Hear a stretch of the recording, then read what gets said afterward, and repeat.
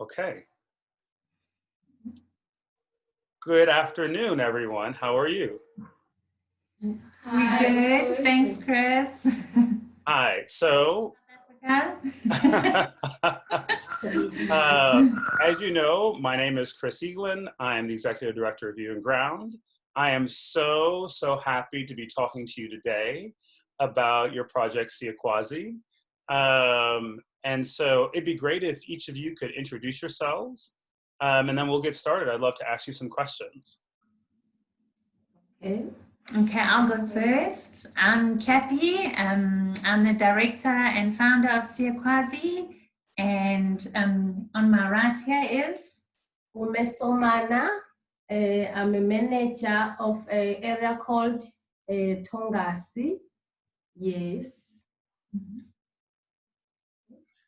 Okay, Nodutugo, managing was the area at Zimbabwe, also working with Siyakwazi. Hi, I'm Oli. I'm the manager of Prema and Kwatolo team. So to tribal authority and we runs by under Siyakwazi. Fantastic. Lovely to see you all, meet you all, some for the first time. And Pume, we've met a couple times. So it's good to see you again. Yeah, it's very nice. So, Kathy, I would love to start with you and ask you a couple questions. And then we'll talk to the ladies.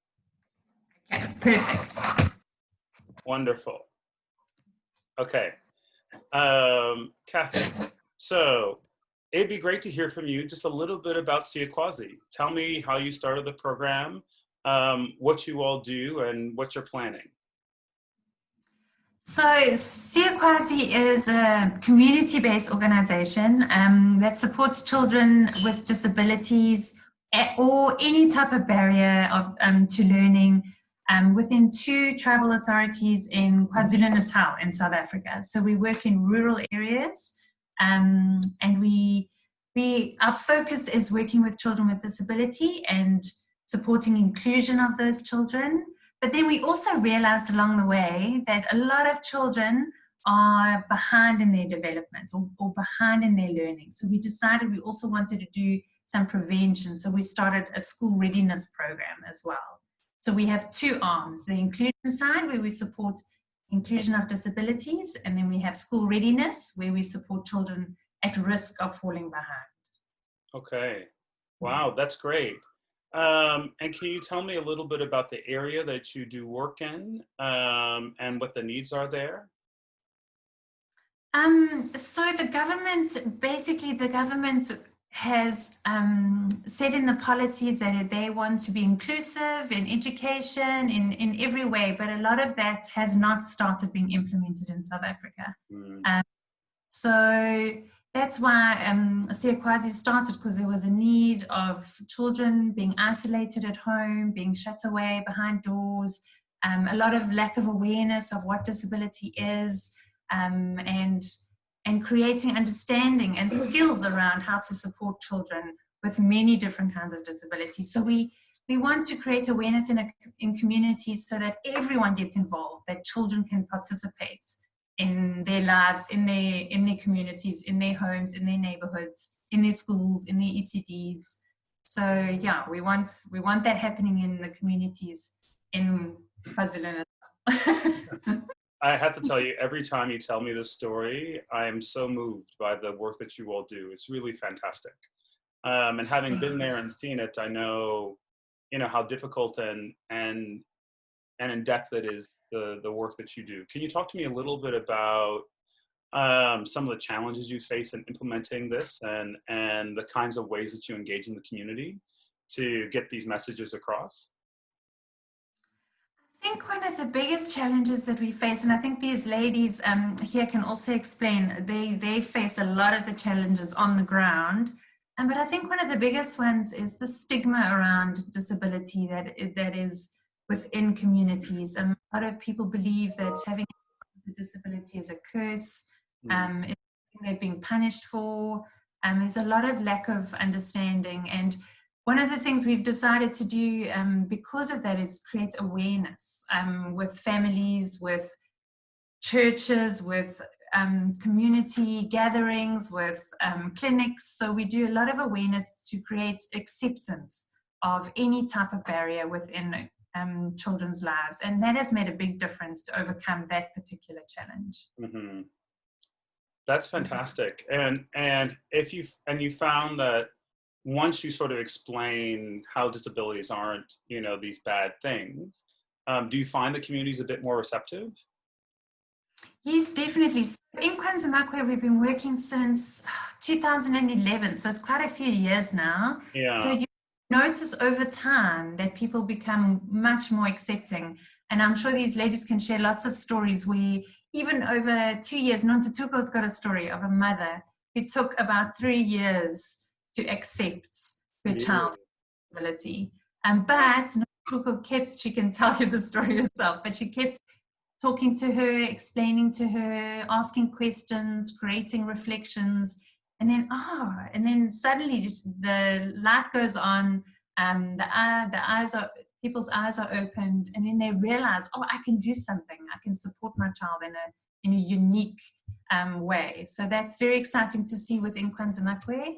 And we've also taken to a new area in KwaXolo, and we've started those awareness campaigns. And this year, now we're starting to see more children being referred to us. So that's also showing there's more understanding. Yeah, so that's really good. And can you tell me two things? One, Even Ground and Siyakwazi have been working together for a couple of years now. It'd be great to hear what your experience has been with Even Ground and what you're planning for the future. So Even Ground, sure, there's been such a good relationship, I think, from the beginning. I've always felt that Even Ground believed strongly in what we did and supported us with our vision and our mission in Kwanza-Makwe. And I think that one of the key things for me is that a lot of the funding that has come from Even Ground, we have put into M&E, which is monitoring and evaluation to support us to create tools to measure the impact we're making. Mm-hmm. Before Even Ground came along, we were doing the work, we were doing great work, but we didn't know how to measure it, and we didn't know how to say, this is the impact we've made. But now, with our M&E and the tools we've created because of that funding, we can say we're affecting 66 children with disabilities in 2 different areas. We're affecting 256 children with the catch-up program.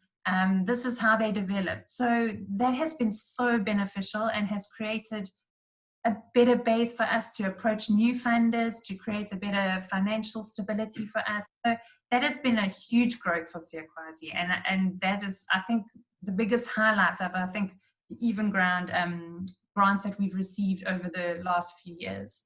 And then another thing to mention also is the management training, and these ladies can also say how much that's affected them, but I think particularly the training we received around counseling was very useful. So we've used that a lot with creating awareness with families, helping them to think, helping them to recognize how they feel, and giving us the skills to know how to deal with those things. And not only that, but there's also been other skills that Even Ground has given us training for, which we needed as a young organization to support us to manage better, etc., and grow Siyakwazi where it needs to grow to. So that has been very useful. That sounds fantastic. And I'm really glad to hear that we've been able to help you all with monitoring and evaluation, particularly to get additional funders and just understand more of the kind of work that you're doing. And that, the counseling program with Patrick and whatnot, our consultant, has been really helpful. Can you talk a little bit about some of the other programs you've done with like Tondo or Holy Cross or Siyabonga?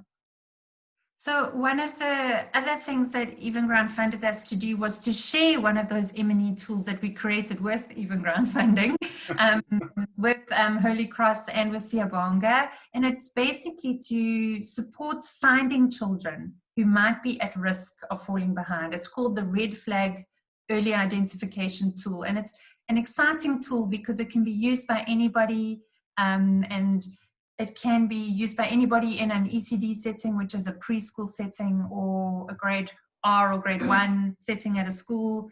And basically it highlights the children who need extra support.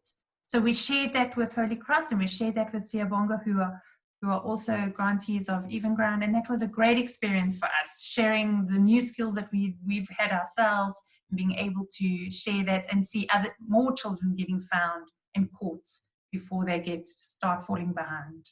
Well, that's so wonderful to hear. And I'm really glad that you've been able to work with other projects. And the feedback that I've received is that, those early identification trainings have been really, really helpful for Tanda and for Siyakwazi, for Siyabonga in particular. That's really good. They've really enjoyed it. So I really appreciate talking with you, Kathy, but I would love to talk to some of the CSCs. Yes, I'm going to give my chair to Nontutuko. Okay. If we could actually just transfer the camera so I can see all three of them. Sure, that's a good idea. Yeah. Hello, ladies. So we have Mpume, Koli, and Nontutuko. Hello. Love to see you in South Africa. So I'd love to start with Mpume more because I've met you a couple times. I would love to hear about the work that you do. Tell me, what does it mean to go and do the Siyakwazi work in the areas that you all have? Okay, I started working at Siyakwazi 2015. It's been 5 years now. So my role is to develop and support the stimulation of children living with disabilities. I promote inclusion. I support parents to take their children to local clinic where they will get stretching from physio. Mm-hmm. So it's helping them a lot. And also we have referrals from Siyakwazi to give to the parents so they can go to the hospital for diagnosis. Yeah. Because it is good if the parents get diagnosed so they could understand their children better. Yes. It is very nice. Can you tell me about some of the children that you work with? I remember you and I went and saw a young man who was really, really sweet, who you worked with his mother quite a bit. Tobias, yes. Yeah, how's he doing? He's fine. He's fine. How's he developing? So we see right now we got a standing frame for him. Yeah. He can stand on a standing frame and he can stand kneeling through the sofas and holding objects. But then we're trying to make him to stand on his own, and he's happy pronouncing few words, and we're trying to get him to learn more words. So now he's doing fine. Oh, great. And Koli, tell me a little bit about the work that you do. Okay, my work, when I started in 2015, I was working in the ground, in the field as Caesar. It helped me a lot because I ended up understanding the NCP, ECD, and also the schools. So I understand those three, and then now I'm the coordinator. I'm managing Prema and Guatolo area, which is to tribal authority. So my work is to oversee ECD, catch-up, and pre-grade R and the schools ones. So what I do, I go into areas and support CESISA into implementing the work that we doing as CESISA and ensure that they are providing the quality and giving the parents the best out of themselves. Oh, fantastic. And can you tell me, what is the biggest challenge with doing this work for you that you found with the parents? It's parents not accepting if their children, they got disability. Yes. So we have to work on with the strategy of how, because parents, they differ from parents to parents. Some, they accept, they understand the word disability, what it means, and some they got debt reluctant that no, my child is not disabled. So we have to work around with the stigma, trying to open them as mind to just to understand that the child is, it's not like it's the end of the world. The child, they can still do something even though they are living with disability.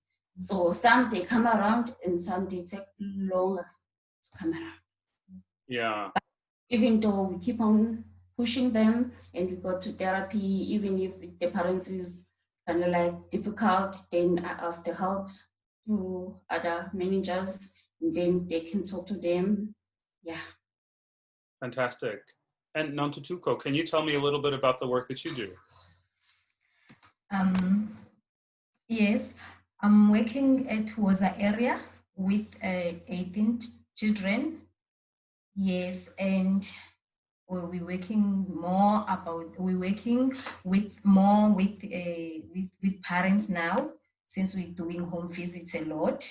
Yeah.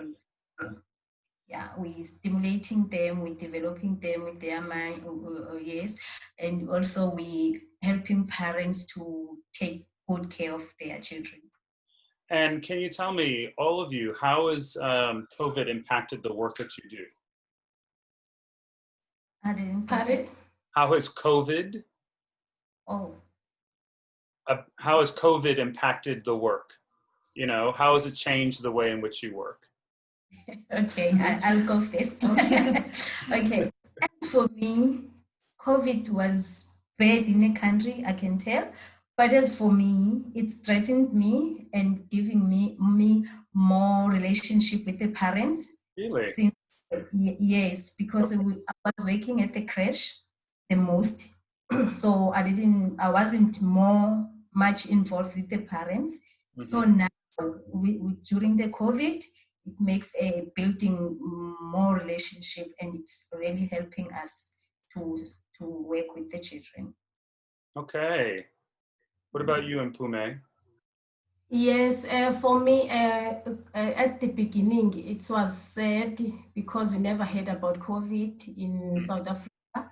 But now, since we've been looking at a parent involvement, now we have a parent involvement a lot, and it's working very well to our parents. So now parents are given opportunities to share about their emotions a lot now because we have a good relationship with them. This COVID. Yes. And what about you, Coley?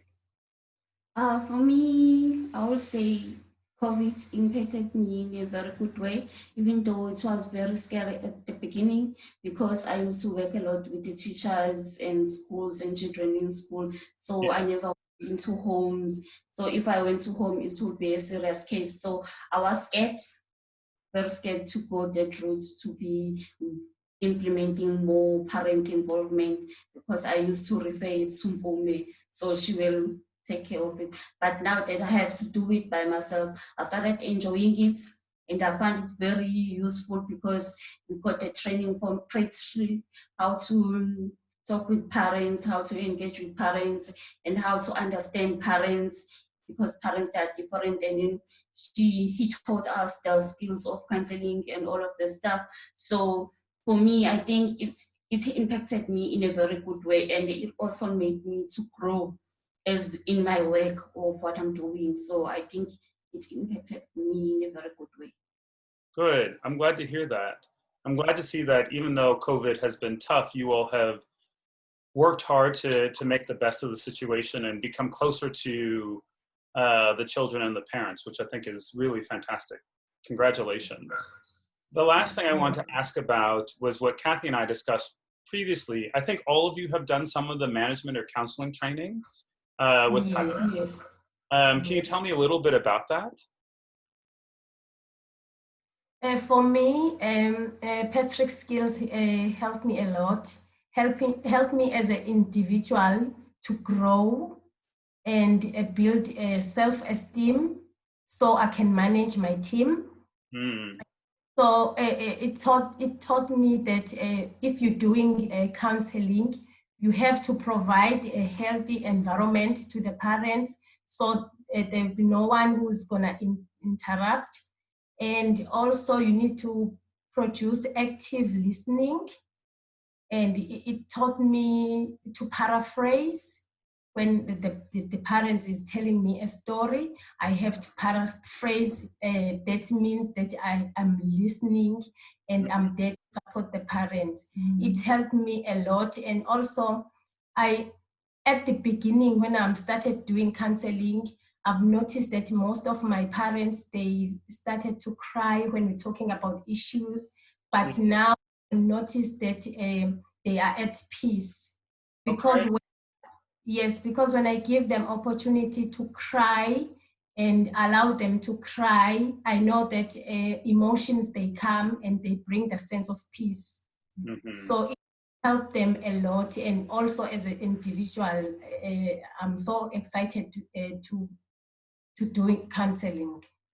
Fantastic. What about you, Nontutuko? How has the training been? For me, training really make me to grow.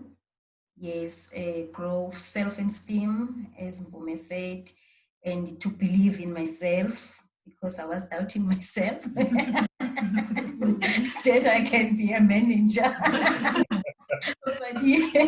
but yes, it really did good, and especially the counseling, especially when you're coming from the counseling, then you have to make a circle where you have to heal yourself and yes, and take all those burden out of yourself and concentrate on you only. So it's really built me in a good way. That's I am very about the skills I got from the men, from Patrick. And what about you, Colleen? For me, I think it helped me a lot because in the beginning, I didn't understand what management is, what is being a manager is, or in how to do counseling with parents, because I was scared to talk to parents. But then he made us pictures that we could use. He gave us some tools that were very useful. So we ended up understanding what he's talking about and being in the circle with the parents at that moment and come out of the circles, because every time when I was listening to parent stories, they are very emotional, they are very sad. So I will carry it with me. So I'll be sad for the whole week. But then he was like, oh, it's not your problem, it's their problem. If they are talking about it, they are also letting it go. You also need to let go of their problem, of their problems. Don't carry it with you, it's not yours. So I think that helped me a lot, and also to reflect into many things. Also as an organization, there was a topic of being growth, stability, and also like into looking into organization, like where are we now? Are we still in stability? Are we in growth? How do we achieve other stages as an organization? So I think Patrick gave us a lot of skills, and he gave us a lot of things that we need to reflect on. So it was very useful.